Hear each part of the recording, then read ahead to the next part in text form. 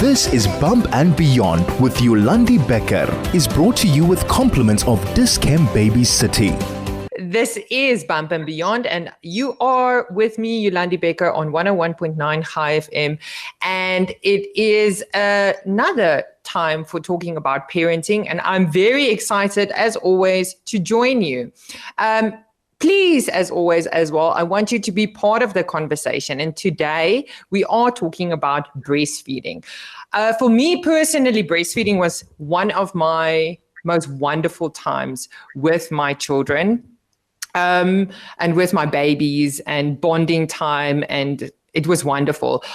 With my son, it definitely started off a little bit harder than what I would have liked, just because I had advice that I was given that kind of overwhelmed me. And in the end, I just realized he's growing. I have nothing to worry about, and all was good.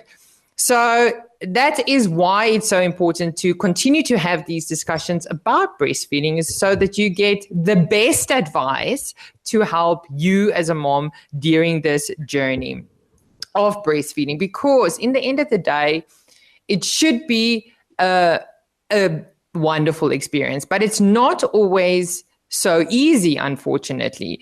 Sometimes there are some difficulties that you can experience, and we want to address those as well to make sure that your journey is wonderful. So joining me today is our expert guest, registered nurse and midwife, and SA certified lactation consultant, and of course, mom of two, Katinka Lategan. Katinka, are you there? I do know you've had some technical difficulties today. I am here. Thank you so much, Yolandi. That is wonderful news. Thanks for joining me and talking about this very important topic of breastfeeding. This is something I have to say to you that comes up all the time. And if I have spoken about breastfeeding on the show before, of course I have.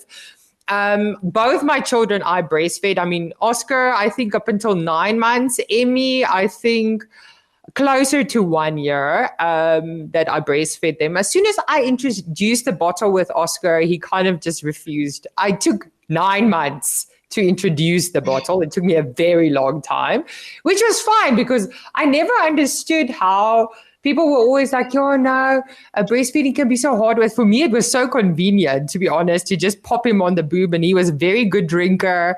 Again, also, I just wanted to put a side note. Love the fact that today I can say boob on live air all the time and it's appropriate. So it's really great for me as well, that part of this discussion. But Oscar then, like I said, as soon as we started with the bottle, it was a whole different story. But let's start, because I have put together today a whole bunch of questions that are, I think, most frequently, not I think, I Googled this and I got these questions from people. So these are the most frequently asked questions when it comes to breastfeeding. So I hope we get to as many of them as what we can.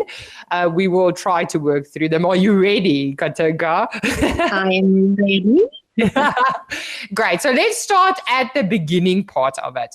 The part where I know and you know that the beginning of the breastfeeding journey, there is what we call colostrum. That is the breast milk that you get. And it's like a concentrated version of the breast milk, if I'm right. Is that what it is? Is it normal to only have a small amount of colostrum? What's happening there in the beginning? Okay, yes, you are completely right. And yes, it is only a small volume. Now, if that's okay, I'm going to go back a little bit and talk about the normal physiology of the breast, or breastfeeding as such, so that we can get an understanding of why it's happening the way it does. Okay, yes, perfect. So when we think about pregnancy, that's the time when this whole system starts to prepare for the baby. And then we talk about lactogenesis 1. Now that is starting around mid-pregnancy. And that is when the breast milk production actually starts. Now, it will not be loads of milk. It's going to be the colostrum from that point already. Oh, wow. So colostrum is present during pregnancy already. And what is preventing that from turning into high volumes is actually the presence of the placenta. So as long as the pregnancy is continuing with the placenta in place, that is suppressing the hormone prolactin that is the main function of prolactin is then to bring about this copious amount of milk. So when the placenta is delivered with birth, can this hormonal shift change? And that happens as the progesterone levels drop dramatically. So that is a turning point in the milk production. Now, it takes time. It's not like, unfortunately, like a switch to say we are now going into this big volumes of milk. It takes time for this change that happens in hormones to actually take full effect.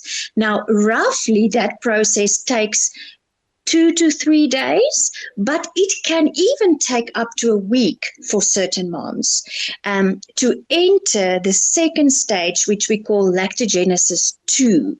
And that is now where we changed to this copious amount of milk.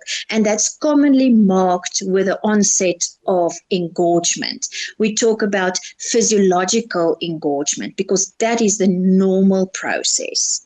So that's a little bit of theory there. I mean, that was so super, super interesting as well. But now that also, I mean, that process of this milk to come in or whatever you want to call it, now you say it usually takes 2 or 3 days, but it can take up to a week.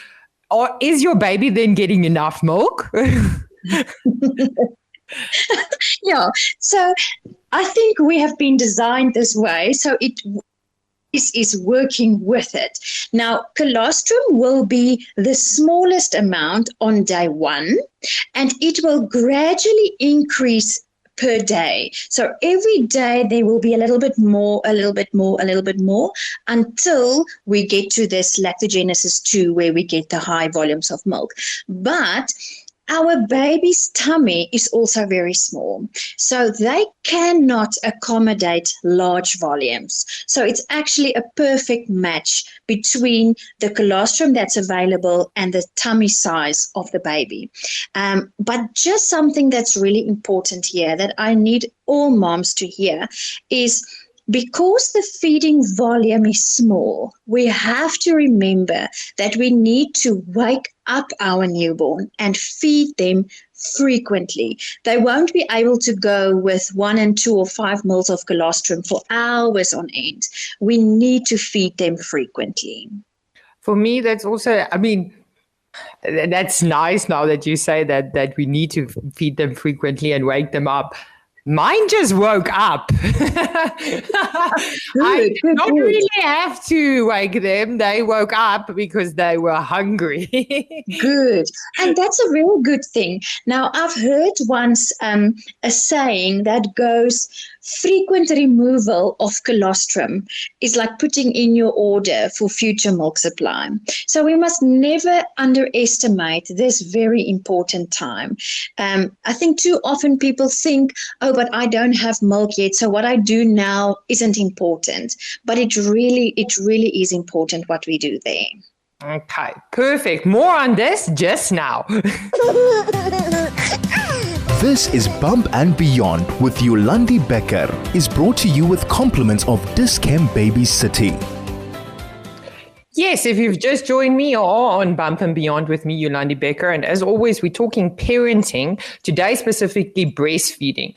As always, I would love for you to be part of the conversation. And if you have questions on breastfeeding, I have the expert. I've got Katinka Lategan, who's a registered nurse, but also a lactation consultant, and mom of 2, joining me today to talk about breastfeeding. So if you have questions, I would love to hear what they are. You can send us a telegram on 061-895-1019, or you can SMS us at 34519. SMSs are charged at R1.50 per SMS.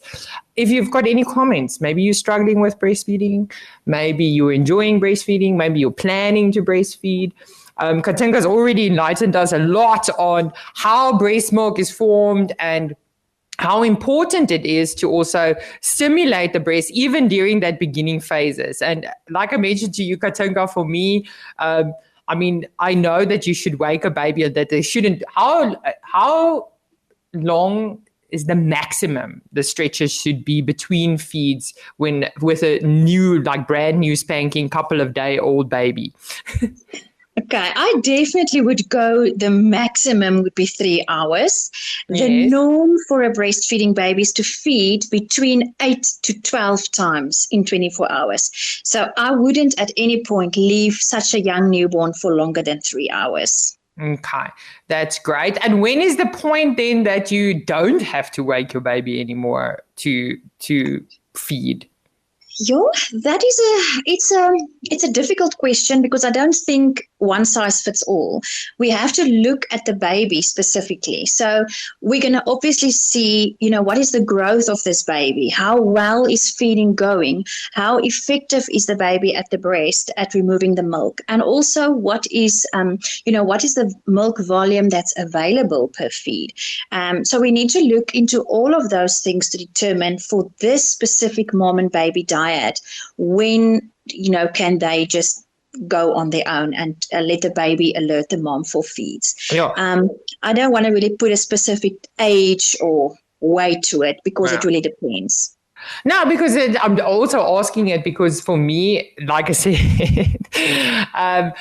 even though I was definitely not waking my babies in the beginning, I don't know why. I don't know if anyone, my babies were very big as well when they were born, and no one told me to, but they woke up every hour or 2 hours. And I mean, you were saying 8 to 12 feeds. And with my son, that meant 8 to 12 dirty nappies. He literally was feeding, pooping. So that was, it was really fun. It was really it's flooding back to me, all this work I put in. So normal. He needs to be nicer to me, I feel. Great.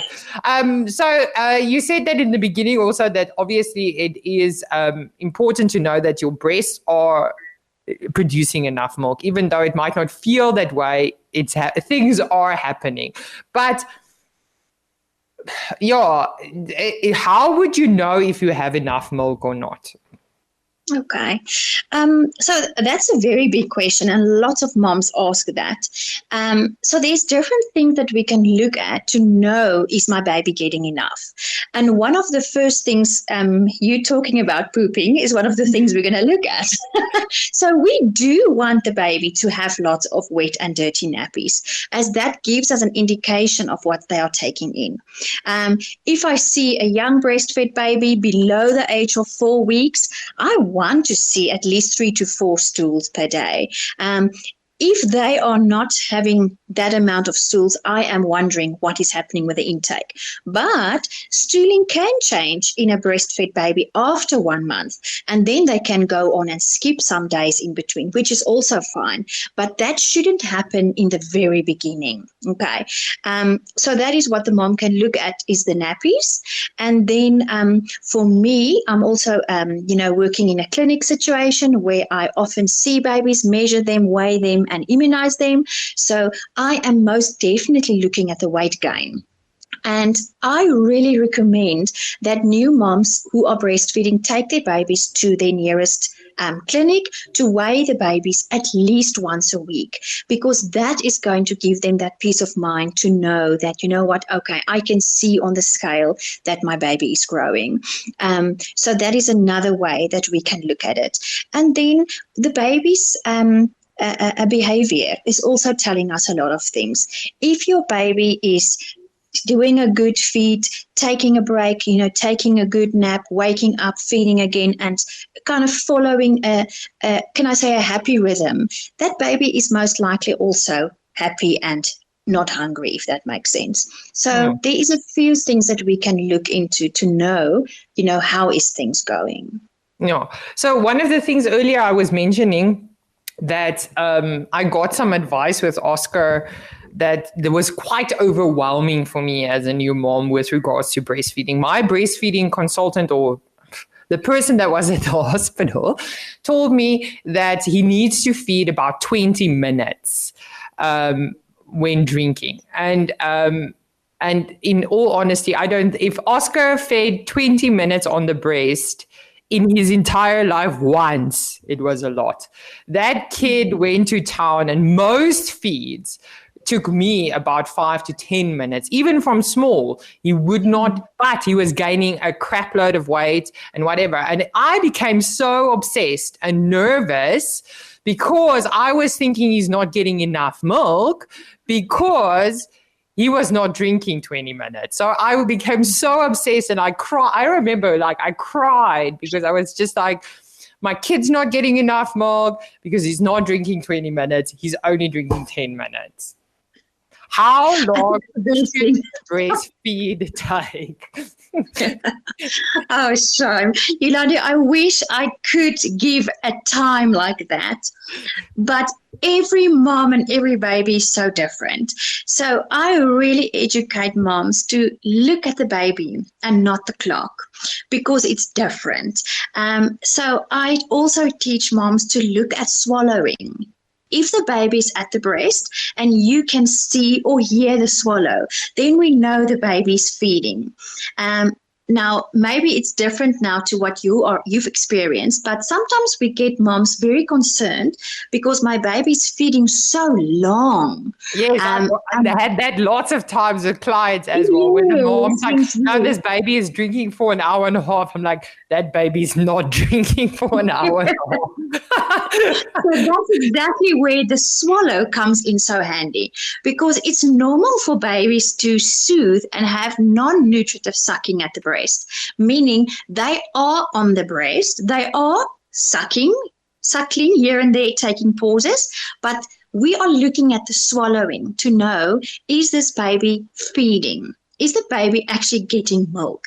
Now, if a baby is having a fantastic latch and milk removal from the baby's side is working well, and that compared with the mother's flow of milk, her lay down, how quick that is, what is the volume of her lay down. So all those things will play a role in determining how long the baby will feed for.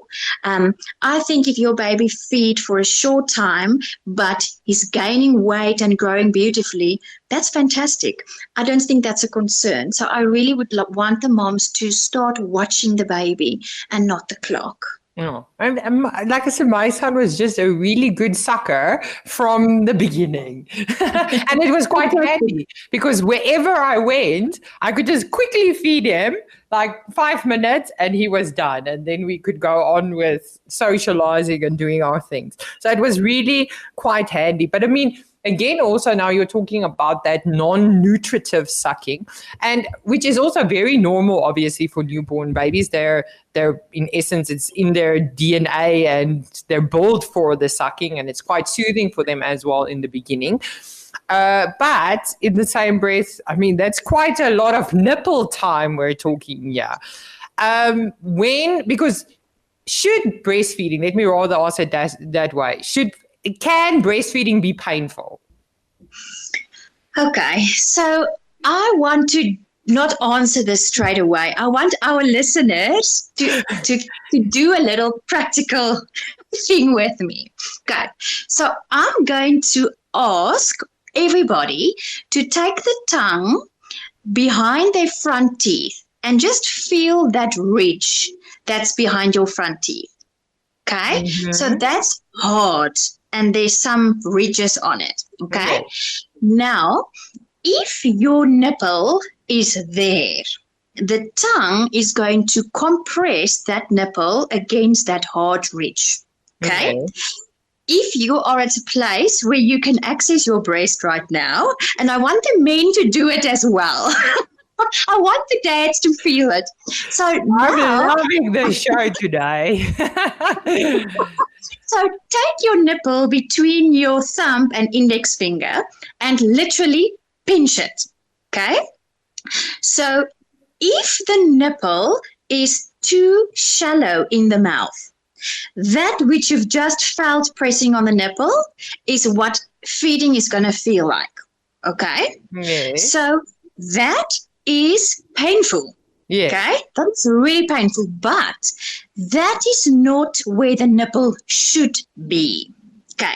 Now, we lactation consultants, we speak a lot about a deep latch. And now I want you to go back to your mouth with your tongue. Take it now from that ridge slightly backward. Mm-hmm. Then you feel it turns soft. Yes. Okay. Now that is what we refer to as the safe zone. If the nipple goes and extend to that safe zone, which is the soft palate, now there is no pinching happening on the nipple. That latch is onto the areola. The nipple is literally floating at the back of the baby's mouth where that soft palate is. So can breastfeeding hurt? Absolutely. If you're doing it wrong, if there's a shallow latch, it's gonna hurt. It's gonna hurt big time. Yes. But if things is going right, so that means the baby is taking that nipple in to the back of their mouths. Né? So yes. Positioning, latch, anatomy of the baby's mouth and all of those things is in place. Then breastfeeding should not hurt. And I mean, that's also, obviously now with our mouths, I hope all of you, because I was solidly doing all of that just now. But obviously with a baby's mouth also, of course, it's smaller than our big adult mouth. So that latch, even though it's deeper, is not as deep as an adult mouth. So it makes sense. How you explained it was really great. Thank you, Katinka. If you've just joined me, you are on 101.9 High FM. This is Bump and Beyond. And as always, we are talking parenting. And today we are talking breastfeeding with lactation consultant Katinka Lategan about breastfeeding and answering the most common questions when it comes to breastfeeding. And it's been very insightful already. If you've missed it so far, don't worry, don't fret. It is going to be available as a podcast afterwards. So please go look at it on our website, highfm.com, where you can have a look at it and all of our other shows as well. So you can get insights on various topics when it comes to parenting. Breastfeeding, of course, as well. We all are, Katinka, like ambassadors for breastfeeding. And lots of the time we say breast is best and wonderful. But what are the benefits of breastfeeding? Okay, so there's quite a few benefits of breastfeeding. I'm sure we actually know it when we think about it. I don't do some thumb sucking here. I want to go back to the World Health Organization guidelines for you on this specific one. Yes. And I'm just going to highlight a few of the benefits. So the first one is that breast milk is the ideal food for the baby. Okay, so that means it contains the right quantity of energy and nutrients according to the baby's age. Because breast milk is not the same all the time, it keeps on changing. So your breast milk changes with your baby. So it will supply in all of their energy and nutrient needs in the first 6 months of life. Okay, now if we look at the amount of breast milk feeds for this first few months in their life, breast milk alone is sufficient for the first 6 months. From 6 months to 12 months, breast milk is taking up half of the daily nutrient intake will be breast milk. And if we look at past 1 year, let's say 1 to 2 years, it's still making up 1/3 of their total daily intake. So it's really sufficient in terms of supplying nutrients and energy for our young children. Okay, but that is now just food, right? And we know breast milk is not only food. It's a fantastic food, but it's not only food. It's even more than that. Now, breast milk contains antibodies, so it's boosting the immune system. Now, we know that babies are born without a bit primed immunity. So we are giving that to our babies through our breast milk while we are breastfeeding, protecting them while they are building up their own immunity. So that's a very big one. Oh, wow. And then another one, and I think every single parent will want to get this benefit, is that we are talking about intelligence. So there's been quite a bit of research done in terms of intelligence tests and how our breastfeeding babies are actually doing and scoring on those tests. And there has been links found that is literally just because the baby was breastfed, that there was improvements on that scores. Oh, So that's wow. really Okay. So, I mean, clever babies, right?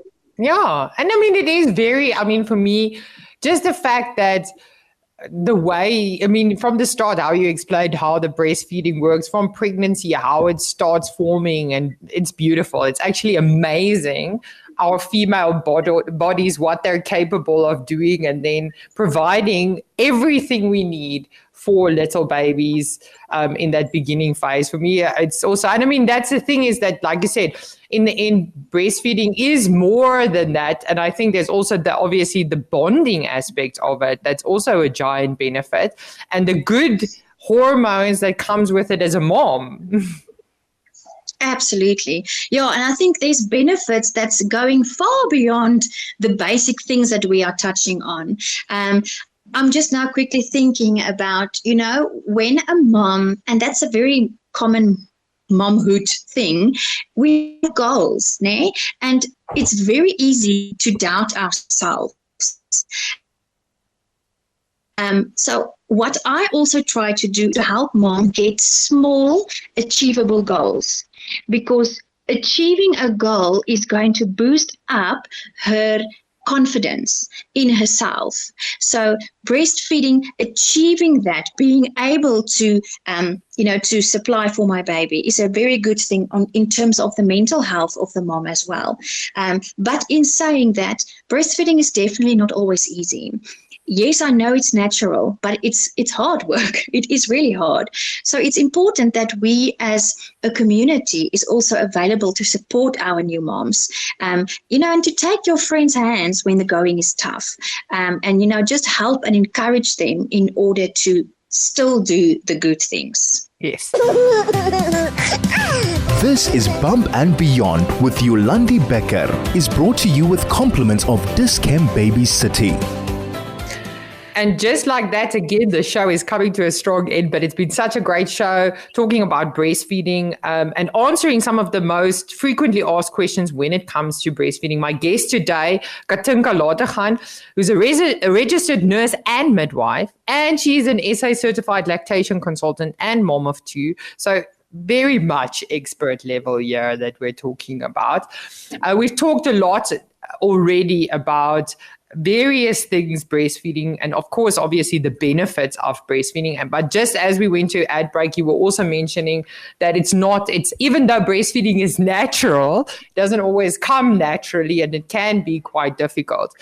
We've already spoken about the fact that breastfeeding shouldn't be painful, and the latch and the correct latch is obviously very important and can be helpful to reduce certain things. But with my daughter, for instance, as well, I had some blocked ducts that happened. Why? I don't know. I can't even remember why those. Maybe you can shed light on it. But what do you do if you suspect a blocked duct, and what should you do to prevent it? Help a little bit on this side. Thank you, Yolandi. Yes. So there's been a lot of research actually going on this very topic. And everything that we were believing is actually now changed after this latest information.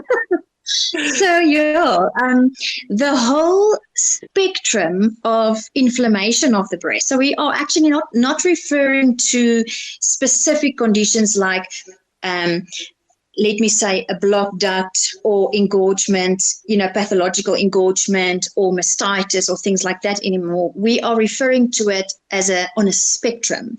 And that is actually then seen that it won't be a single duct that's actually blocked, but it's going to be more area of the breast or a segment in the breast that is inflamed. Now, we know what happened with inflammation is when an area of your body become inflamed, it will get red, it will swell, it will be painful, and it can even be hot to touch. So that changes is what's happening in areas of the breast. Now, yeah, we don't know exactly what the reason for that is, but that can be from anything that's going to irritate the structures. So anything that's going to increase inflammation in the breast can actually now put us on this spectrum. Oftentimes, it's also linked to dysbiosis. Now, we were speaking about, the natural effect of breastfeeding is where the baby's mouth is on the breast. Now, nowadays, we have lots of pumping and that we've got lots of things that's not natural, let me put it like that. Now, that is a great thing, but that can sometimes contribute to actual problems like this because we don't have that balance between the mom's nipple and the baby's mouth. So that is actually disturbing the normal flora of the skin of the nipple. And then another common thing that contributes to this is oversupply. Now, we can talk a lot about oversupply also because I think that's a trend that we are seeing more and more is that moms are led to believe that they need to be able to feed the babies and to be able to pump, to store when they go back to work and so on. And that's not really the way it should be. That is actually oversupply, and that increases their risk of developing these areas of inflammation in the breast.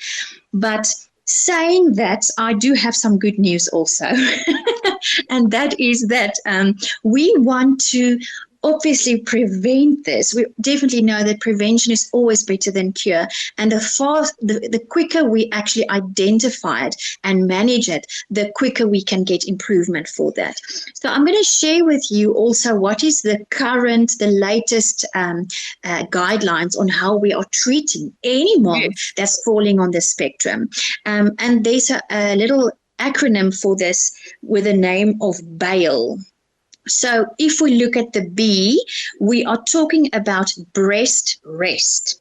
Now, in the past, when we suspected there was a blockage of some sort, we were saying, but we need to empty that. We have to pump and feed more and do rigorous massages in order to get that out.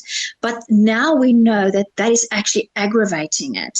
So we want to go back to natural feeding. So we're going to feed our baby directly on the breast, or if we have to pump, then we're going to pump, but we're going to do it within the normal limits. We're not going to overdo it. So we're going to do it just in order to feed the baby. Okay? Yes. So that is breast rest. The A stand for anti-inflammatories. Okay, so now that we know it's inflammation, we can use medication that is suitable and that's safe in order to reduce the inflammation. Now, again, thinking about what's happening in the breast, there's that swelling. You see, just imagine your milk ducts that's now swollen. So the lumen is actually getting smaller, making it harder for the milk to pass through. So we want to get rid of that inflammation, and then anti-inflammatories help. The I is standing for ice. Now, again, we were doing hot compresses for many years, adding warmth, but warmth is actually aggravating the inflammation. So now we are completely turning that around and we're going to ice. So we want to add cold compresses to this inflammation, as that will reduce the blood flow to the area and that will reduce the swelling of the area. So now again, milk can flow better. Okay. And then the L stands for lymphatic drainage. We are completely moving away from harsh massaging and pressing this blockage out. We are actually not doing any of that because, as I said, that actually aggravates it. But we can do lymphatic drainage to assist moving away any excess fluid, so swelling, and that will be with a very, very gentle stroke. I have read somewhere, a person explaining the type of pressure that we use is how you will put lotion on your baby's face. So it's very, very, very gentle. So we are really treating this now according to this latest protocol number 36 of your Academy of Breast Milk Medicines. That is so interesting and so helpful. Like you said, kind of the complete opposite of what I was doing. But like I said, unfortunately, we're running out of time soon, and we'll get your details just now. This is Bump and Beyond with Yolandi Becker is brought to you with compliments of Dis-Chem Baby City. Time flies when you're having fun, and this was such a great show. If you've missed it, remember that the podcast is going to be available on chaifm.com afterwards, so you need to go listen to it. There was so much information about breastfeeding that is so helpful. It's really going to change your landscape when it comes to breastfeeding. My guest today was registered nurse and midwife and SA certified lactation consultant and mom of two, Katinka Lategan. Before you go, Katinka, maybe just share with people, where can they find you? What's your details? Where can they follow you on the socials? Thank you, Yolandi. Yeah, I must say I'm not so big on the socials, but a little bit old school. But I think the easiest way they can reach me is on my WhatsApp number. So you can send me a message, and then I know in between consultations I can reach out to you. And the WhatsApp number is 082-5622-023, and I am based in Roodepoort, Belteveeld Park to be specific. So if you are around me and you need some help, you can just send a WhatsApp to that number and I will gladly assist. Oh, Katinka, like I said, it was really great having you. Thank you so much for joining me. And we are going to have to do that because I didn't get to all the questions that I had to ask about breastfeeding. Have a wonderful day. Bye, Katinka. Thank you so much, Landy. Bye. And like I said, just like that, another show has come to an end. It was so great talking about breastfeeding. In all honesty, for me personally, it was, and I mean, it's really, I actually thinking about it, my kids now are 10 and 12. It's a very long time ago. And in the greater scheme of things, it's actually a blip in their existence. But I can still clearly remember it, meaning that how present I was in that moment, really enjoying and taking it in. And that's also important to remember, that enjoy it. And if you're struggling, get help, because there's really so many great lactation consultants in South Africa readily available. And also remember that the Dis-Chem Baby City baby clinics also have clinic sisters. If you're wondering if your baby is gaining weight or anything, go to them, weigh your baby, get some advice from those clinic sisters. They are really so well-informed and wonderful. You can't go wrong. So please do go check that out. Next week, I'm talking more about mom than baby. Next week, we are going to be chatting weight loss after pregnancy with registered dietitian Lisa Snyman. Also a good one. So if you've got some questions and wondering, and I mean, this is not to put pressure on you at all. In the end of the day, we all get to that journey and our whatever, even if you don't get to your pre-weight, but it's about being healthy and taking care of yourself as well, because we can't take care of our children if we don't take care of ourselves. So that's what next week's conversation is about, is being healthy and taking care of yourself after pregnancy. But one of the greatest gifts you can give your child is the example of kindness. Thank you so much for joining me. Until next time, enjoy your day.